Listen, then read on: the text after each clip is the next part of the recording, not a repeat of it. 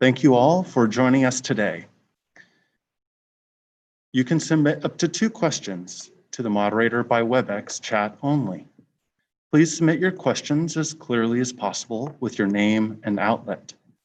Now, welcome Mayor Breed. Thank you.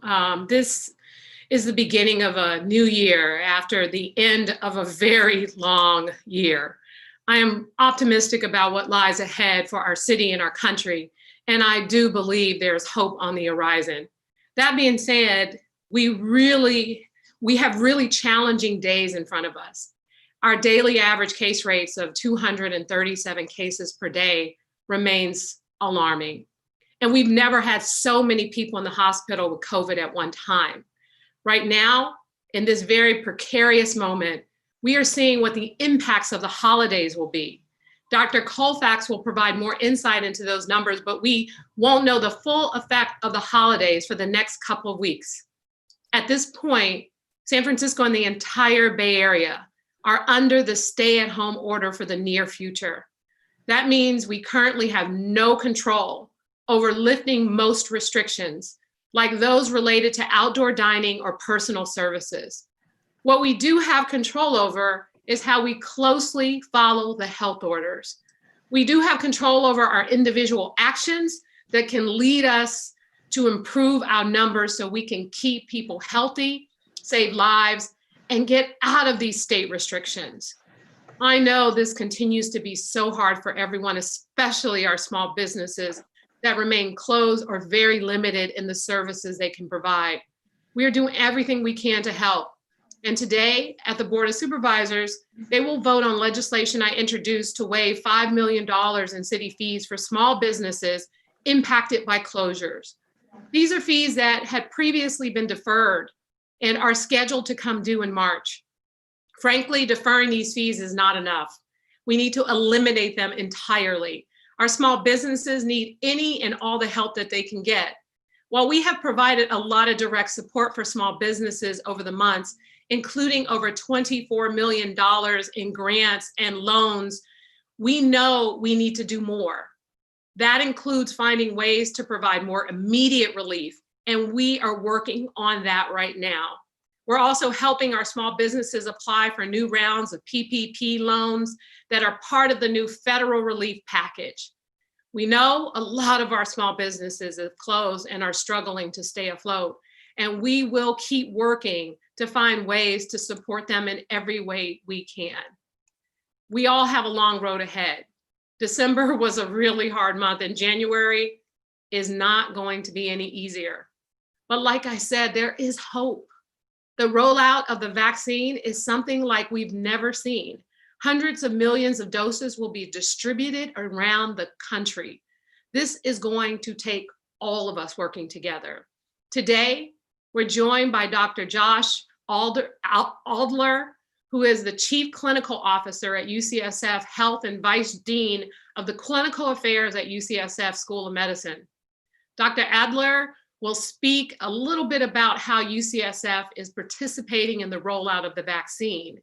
It's important for everyone to remember that the distribution of the vaccine is different from how testing was set up in this country. With testing, the federal government basically left it to the local and state governments to figure out on our own, which is why we created our own city-run testing system, City Test SF. And I'm really proud of City Test SF, which has put San Francisco at the forefront of providing testing in this country. But it is an expensive and complicated system that we built from scratch. With the vaccine, the federal government has purchased the vaccines and is distributing them through established networks of states and healthcare providers. So the vaccine rollout is a lot bigger than the city and the Department of Public Health, but we do have a role to play. And one of those roles is to distribute the vaccine to our city-run facilities. That includes Laguna Honda Hospital, where over 715 vulnerable residents currently live. The good news is that starting yesterday, working with Walgreens, we started vaccinating the residents of Laguna Honda. And by tomorrow, all residents who want the vaccine will receive it. This is in addition to the over 1,000 staff members at Laguna Honda who have already been vaccinated and more to come. Now, it's important for a moment to take a step back. Often these press conferences, we talk about numbers, we talk in data, we talk in concept like infection rates and ICU capacity. We say things like we are taking certain actions to keep the virus out of Laguna Honda, but Laguna Honda is just a building. Viruses don't attack buildings, they attack the people in those buildings. They attack our seniors, people living with disabilities, our most vulnerable. Protecting the residents of Laguna Honda is very personal to me. My grandmother lived there for years at the end of her own life. So I know what those residents are feeling. I know what their families are feeling because they're not able to visit. Our fight to keep the virus out of Laguna Honda has been a fight to keep these people alive until we could do what we started doing yesterday, protecting them with the vaccine. And I want to show a few pictures from yesterday.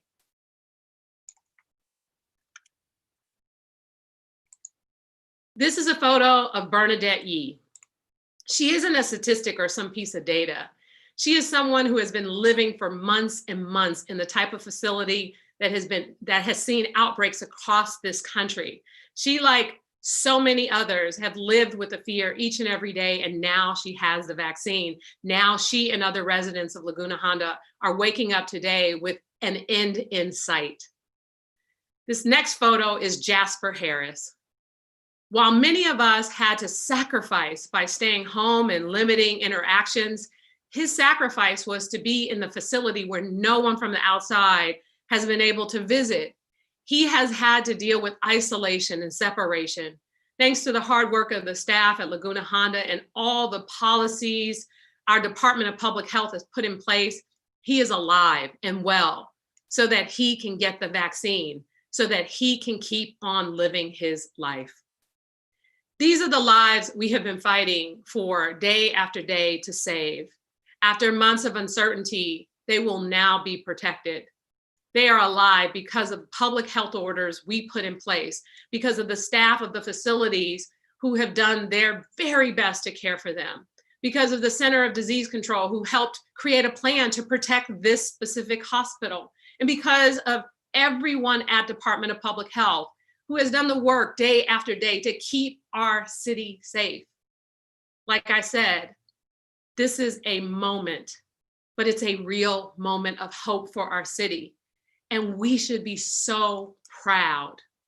I know it's hard right now, but remember that each one of these people in Laguna Honda being vaccinated is someone who will continue to have birthdays with families and visits with friends. They will have more time. They will have months and years ahead that so many across this country, sadly, have lost to this virus.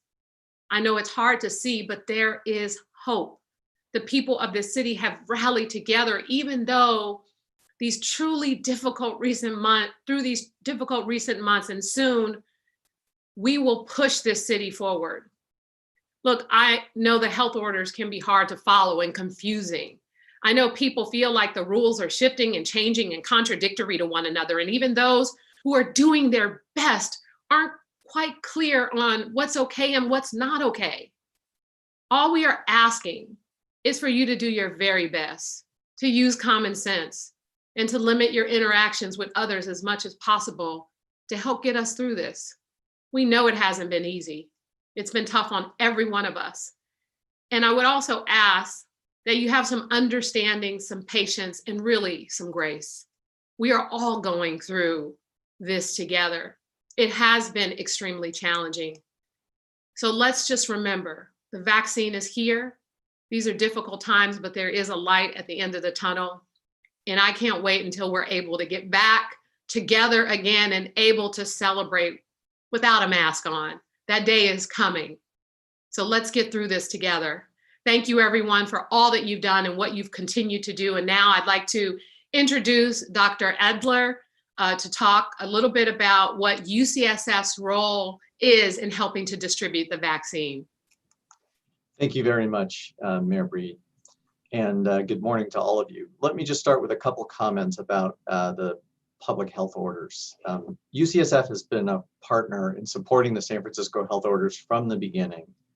And we know that they've been effective in helping to slow the spread of COVID-19. We've seen this in our own data for our hospitals and our clinics. But in particular, as we've examined the situation in other health systems throughout California or the United States, it's eminently clear that the San Francisco health orders have helped to keep our case numbers, and especially the numbers of hospitalized patients in San Francisco, lower than most other urban areas. And the importance of this is that it has allowed our hospitals to continue to function in a somewhat normal fashion without becoming overwhelmed, as has happened elsewhere, both in our state and in the country. And that's enabled us to continue to serve all the patients who need hospital care throughout the pandemic. So we are committed to continuing to work with the city and county to support residents through this pandemic, and encourage all of you to do the very best you can to ensure that you continue to comply with these health orders, as they are so important. Let me turn to vaccines for a moment. So with the approval of 2 vaccines in the US, UCSF is now very focused on vaccination as supplies become available. I will say that the size and scale of this effort is unlike any we've ever seen. So let me describe in briefly how UCSF as one health system is part of the chain to provide vaccine to people of San Francisco. So UCSF is part of what's called a multi-county entity, along with our colleagues at the other UC health systems throughout California. And as such, the vaccine is allocated to UCSF directly by the California Department of Public Health. And then the deliveries come to UCSF from the vaccine manufacturers directly based on the allocation of the California Department of Public Health. It's clear that this is a major and complex initiative, and all of us are learning as we go. What's also clear is that we need to increase the rate at which we are able to deliver vaccine to people. And I believe that from the beginning of the time we started vaccinating 2.5 weeks ago, that this is already happening. For example, at UCSF, we're now able to vaccinate up to 1,100 people per day, and are working to increase this number even further. At the moment, we are continuing to focus our efforts on vaccinating healthcare workers primarily, and then hope to move on to additional groups in the next few weeks. And I can say that so far, the supply of vaccine from the manufacturers and from the state has been able to keep up with the rate at which we are actually vaccinating people. And we hope that this will continue, particularly as we increase the number of people we can vaccinate per day. Thank you. I'll turn it back to you, Mayor Breed. Thank you so much. And now I want to turn it over to Dr. Grant Colfax to provide an update on where we are in the city with our numbers. And thank you so much for joining us today, Dr. Colfax. Good morning, and thank you, Mayor Breed, and thank you, Dr. Adler. We've always had, the health department has always had a special relationship with UCSF, and we really appreciate the support during this unprecedented time. I also want to express our support for the people and communities in Central and Southern California, where the COVID pandemic is particularly severe and the situation is dire. And my gratitude to the thousands of people on the front lines in San Francisco fighting the virus every day, including in our hospitals, skilled nursing facilities, community testing sites, and now vaccination clinics. And of course, to all of you who live and work in San Francisco, who have sacrificed so much for nearly a year. A tough year, but I have great hopes for 2021, and I'm sure you do as well. And nearly 12 months into the pandemic, and with the holidays, I know this has taken a toll on us, including on our mental health and well-being. So I want you to know that if you or someone needs help, it is available. You can call our behavioral health warm line at 855-845-6988. 7415 to talk with someone who knows what it's like to struggle with behavioral health issues. Or please reach out to your primary care provider or counselor. We need to care for ourselves and each other during this time. I hope we can all commit to that. Another hope, of course, is that we will continue to join together to save lives and fight the current surge of COVID-19, to vaccinate our residents and workers against it, and to finally overcome this pandemic that has dominated our lives. The great news is that the vaccine is here, and it is being administered every day. But it will not have much of an impact on our current surge or any post-December holiday surge we may experience in the coming weeks. We remain in a serious and critical position, but our collective actions are making a difference. Our cases of COVID-19 and unfortunately our deaths due to COVID-19 in San Francisco continue to increase, but the rate of increase seems to be slowing. However, at this time, we do not know the full impact of the December holidays, and it is plausible that we could see a sharp increase in cases followed by hospitalizations in the next few weeks. Let's see where we currently are. Could we have the slide, please? As this slide shows, our number of cases have been on an uptick. This slide shows we are currently at 27 new COVID positive cases per 100,000 people here in San Francisco. And right now we are averaging about, could we go to the slide before this, please? This is the slide. This slide shows that we're averaging about 27 cases per 100,000 people in San Francisco. And we are averaging about 237 new cases of COVID-19 every day.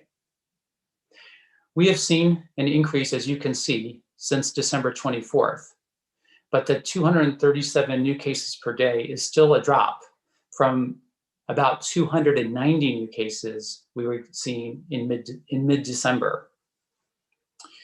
But given the infectiousness of this virus, 237 is still far too many for us to let our guard down. When we stay home, avoid gatherings, stay physically distant, and wear masks over both our noses and our mouths, we will drive this number down. We will keep our fellow San Franciscans and ourselves from getting sick, help prevent hospitalizations, and make sure that we are all here for the vaccine. Next slide, please. Now, this shows the hospitalizations of people with COVID-19 since the pandemic began.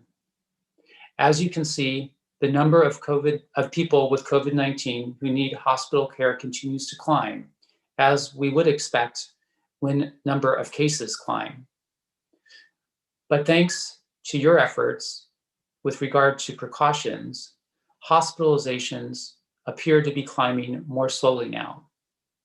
But as with cases overall, we will not know until mid-January how many people got COVID-19 over the Christmas and New Year's holiday and became seriously ill, requiring hospitalizations. That's just based on how long it takes for people to show symptoms and become severely ill from COVID-19. That usually takes up to a week or even two. Currently, and unlike many parts of the state, hospitals in San Francisco have enough room to care for COVID-19 and other patients. Locally, we have roughly 35% of ICU beds available. However, across the region, just 5.9% of beds are available. And because our regional ICU bed availability remains well below the state's threshold of 15%, we here in San Francisco will remain under the state regional stay-at-home order. And as you know, the situation is much worse in Central Valley and in Southern California. And while we have those ICU beds now in San Francisco, it is plausible with our regional or statewide surge that those numbers of ICU capacity will drop sharply, perhaps due to a worsening of our local situation or because of needs in the region and the state. Staying home, as hard as it is keeping our already strained health system from being overwhelmed. It is saving lives. Now, I want to talk a little bit about vaccines. We are working with our healthcare partners, including UCSF, throughout the city to get as much vaccine into as many arms as possible. Unlike testing, we do not have local control of when vaccine is sent to San Francisco or how much is received. The federal and state government have developed a distribution plan for the vaccine, and the state has defined the prioritization plan, which we must follow locally. That distribution plan ships vaccine directly to healthcare providers, such as Kaiser, CPMC, Sutter, UCSF, and DPH, which is a healthcare provider in the city, primarily for people who have Medicaid or who are uninsured. With the exception of the vaccine DPH, the health department, gets from the state, we currently have no ability to track the amount of vaccine that is being sent to providers. I can tell you this, that the Department of Public Health, as a healthcare provider, has vaccinated more than 6,000 people. Most frontline acute care staff at Zuckerberg San Francisco Hospital and Laguna Honda have been vaccinated, and nearly all paramedics and EMTs have been offered the vaccine. And after today, over 90% of the residents at Laguna Honda will have received the first dose of the Pfizer vaccine. That is great news. Given the limited initial supply of COVID-19 vaccines, the state has developed a phased approach in which groups of people will get the vaccine and when. The first phase, the phase we are in now, defined by the state as phase 1A, prioritizes those workers in healthcare settings most likely to be exposed to the virus and most needed to support our healthcare system. In San Francisco, that is estimated to be over 80,000 healthcare workers, including nurses, doctors, technicians, environmental service workers, nutrition service workers, EMTs, paramedics, and many, many others. The majority of these workers are being vaccinated by their employer, whether it be the health department, CPMC, UCSF, Kaiser, and so forth. We are waiting for the state to finalize the next phase, which is proposed to include frontline essential workers such as public safety, grocery workers, teachers, and those over the age of 75. And we are working with the city's healthcare providers and pharmacies to scale up vaccine delivery.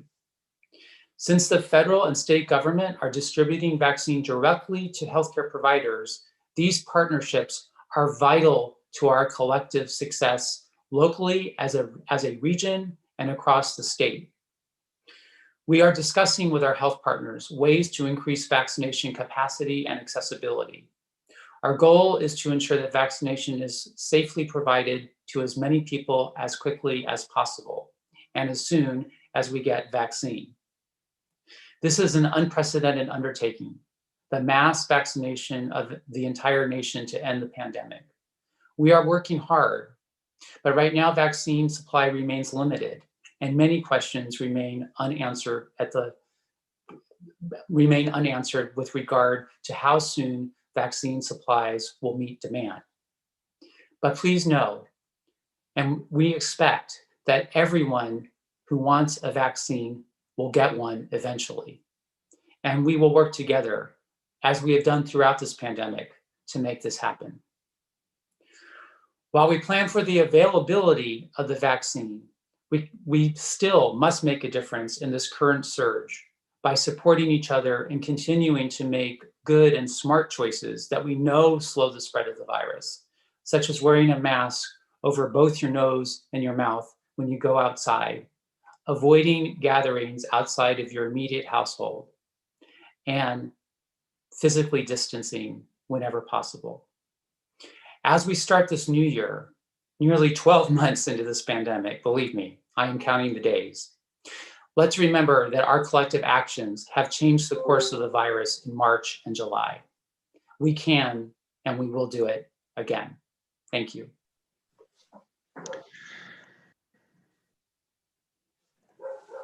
Thank you, Mayor Breed, Dr. Adler, and Dr. Colfax.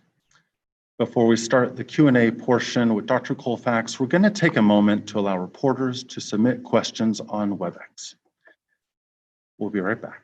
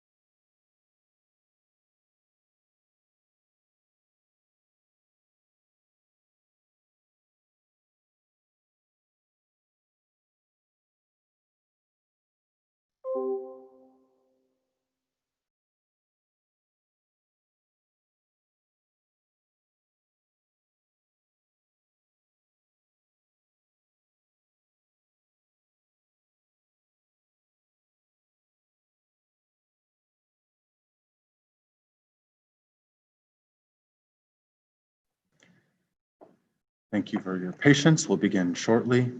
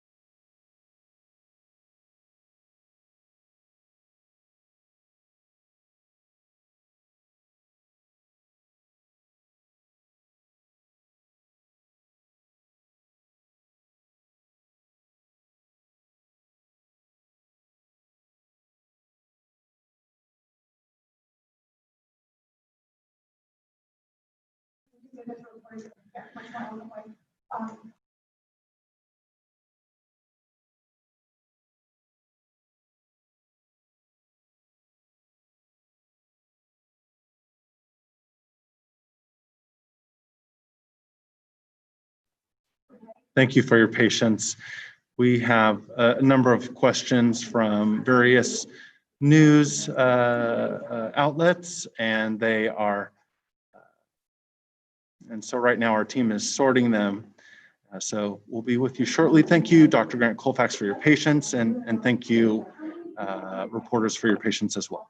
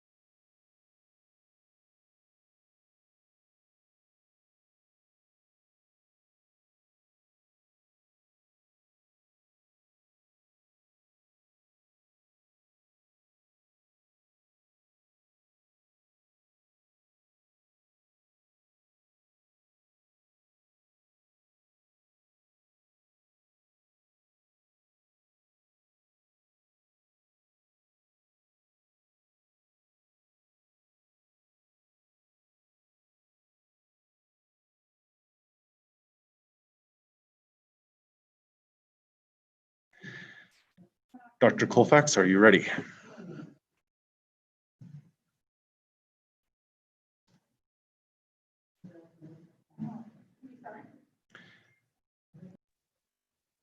I'm ready.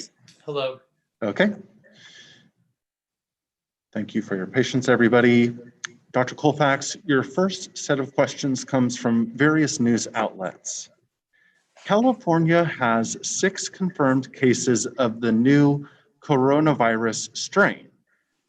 Which strain is more contagious and severe, and is there any new and detailed plan to stop spreading the strain? There is a follow-up question. How can San Francisco track the possible new strain? So when you're referring to the UK. yeah, to Right. the UK strain, we know that the UK strain now is responsible for the majority of infections in the UK. And as we know, it has been detected across many parts of this country. We have not yet detected the new strain here in San Francisco, but certainly would not be surprising if and when it does get detected. And a number of laboratories, including at UCSF, are serotyping are typing the virus, doing genotyping of the virus of select samples to determine if and when this strain does show up.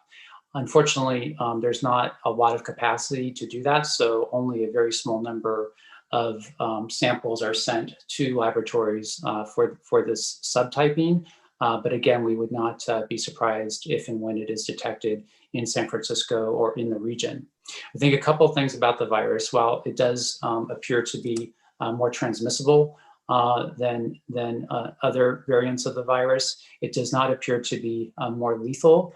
And there is no reason at this time to believe that it is somehow resistant to the vaccine. And I think most importantly for people going about their lives right now, it just reinforces the need for us to practice those prevention activities, to wear a mask over both your nose and your mouth to physically distance. And again, not to gather, because with more virus out there than ever before, and with the likelihood that this variant is out there, the things that we may have done in the past and yet we avoided getting infected, those activities are much more risky now. Thank you, Dr. Colfax. The next set of questions also come from multiple news outlets. Why does San Francisco have so much more ICU availability than the regional average?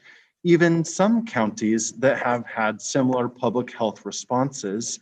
And a follow-up is, could you expand on what you said about San Francisco's ICU capacity potentially dropping because of needs across the state? Sure. So I think right now our ICU capacity is in reasonably good shape compared to certainly the rest of the state for a number of factors. Primarily, we have as a community so far weathered the worst of surges. So we simply don't have as many people proportionally in our hospital system with COVID-19 because of all the efforts that we have invested and the sacrifices that we have made.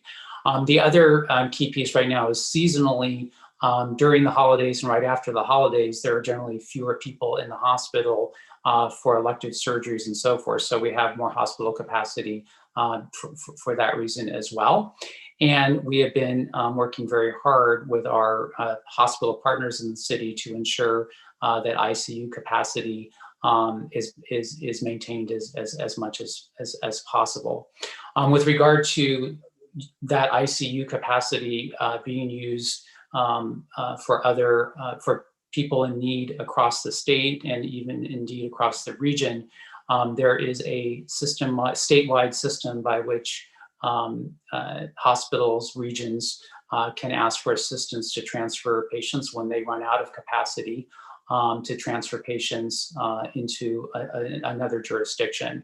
Right now, for instance, we have 4 patients in our ICUs across the city who are from outside of San Francisco.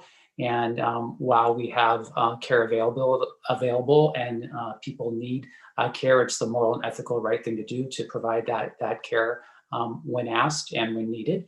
And again, we are watching that number our capacity very carefully, because as the central and southern part of the state continue to experience really catastrophic situation, and as the region has fewer ICU beds, we would expect our local ICU bed capacity to start going down as well. Obviously, I hope that doesn't happen, but it certainly is plausible at this time.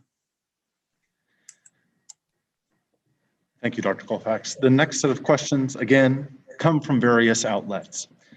And it's a 2-part question. How many vaccine doses has San Francisco received from the state? And of those, how many doses have been administered? And a follow-up, how often is San Francisco receiving vaccine doses? So as Dr. Adler mentioned, the multi-county entities, Kaiser, UCSF, and others are receiving a vaccine as allocated by the state. We do not have visibility into those numbers as of right now. The state is working on data systems to allow us to have that visibility, but I don't have those numbers, unfortunately, available. They have not been made available to us. I know the state is working very hard to get those numbers to the local jurisdictions. What I can tell you is the health department has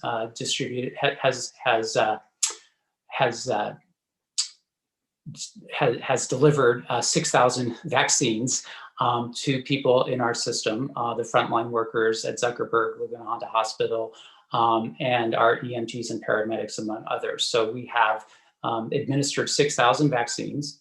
In the first distribution of vaccines a couple of weeks ago, DPH received 30,000 vaccines that were distributed to these other entities across the city.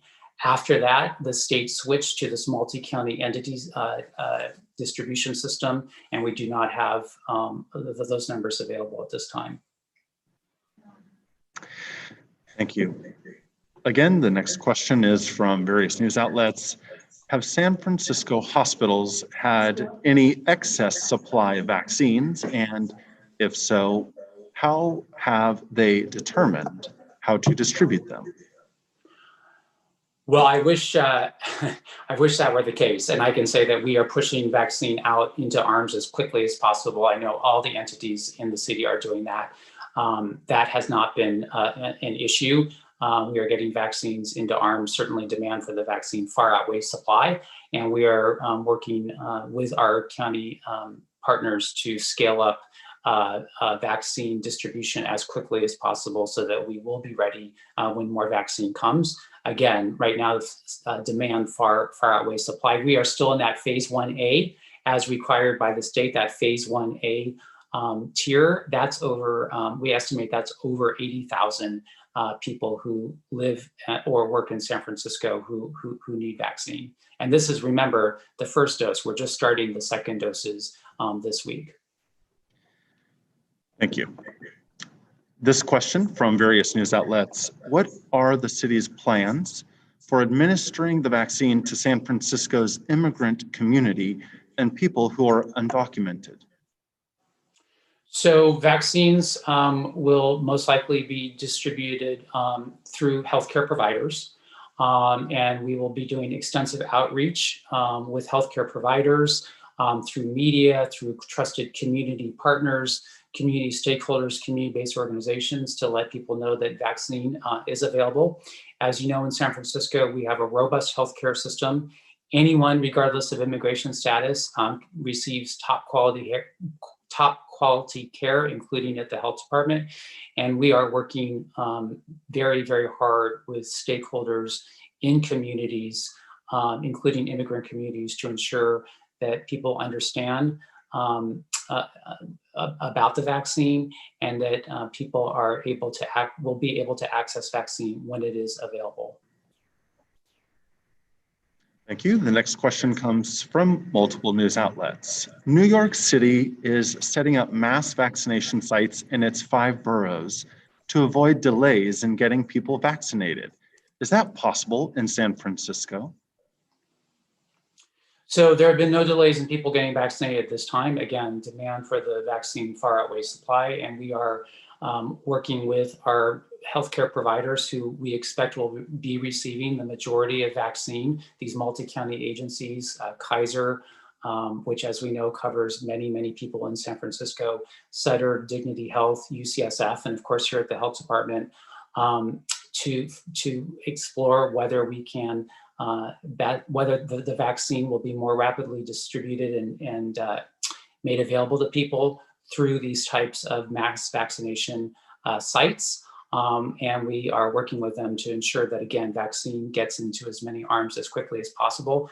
Our goal is to make sure that vaccine is not sitting in the freezer, and that as soon as the feds and the state supply vaccine to local jurisdictions, to healthcare entities in San Francisco, that we get it into as many arms as quickly as possible. Thank you. The next set of questions come from multiple outlets. How will San Francisco determine who will be next in line for vaccines? And is San Francisco taking any COVID-19 patients from outside the county and/or region?